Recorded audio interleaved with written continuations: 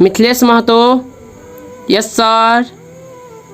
Deepak Mahato, yes sir.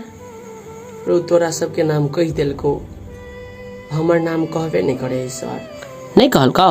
पूछी ना, आई हम नया आयल छे, हमर नाम लिखल के कि नहीं पूछी ना। ए तू के छी रे? के छी तू? उठता के छी? हाँ सर, आयल छे हम। कता के भेली तू? नया देखै छियो सर। नया स्टूडेंट छी? हम आई नया स्टूडेंट छी, गरीब परिवार से और दलित जाति के छी हम। दलित जाति के क्लासो छुआ दिली तू? जाइतो में छुआ छूत होय है। तोरा पढ़ा के हम भर दिन छुआल रहबे। और सर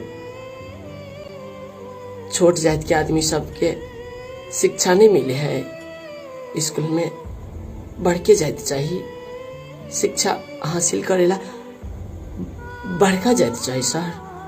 तोरा हम नहीं पढ़ेबो, तोरा निकला पड़तो क्लास से। हमारा अधिकार नहीं है कि हम शिक्षा के हासिल कर सकी सर।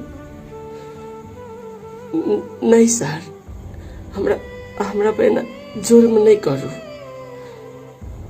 सर, हमरो पढ़ा दिया ना।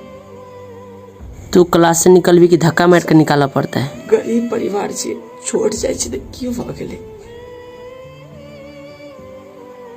शिक्षा कहूँ धन संपत्ति या जायद से थोड़ी न तोलल जाए सर। सर प्लीज पढ़ा दिया ना सर, पढ़ा दिया।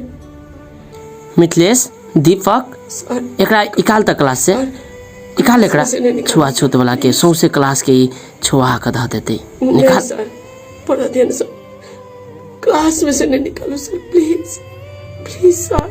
फेंकी कॉपी, फेंकी कॉपी, फेंक। सर सर ज्ञान हम हासिल नहीं कर सके सर। छोटा छाती मलाई लागोस्, तिमी कहिले नरुनु।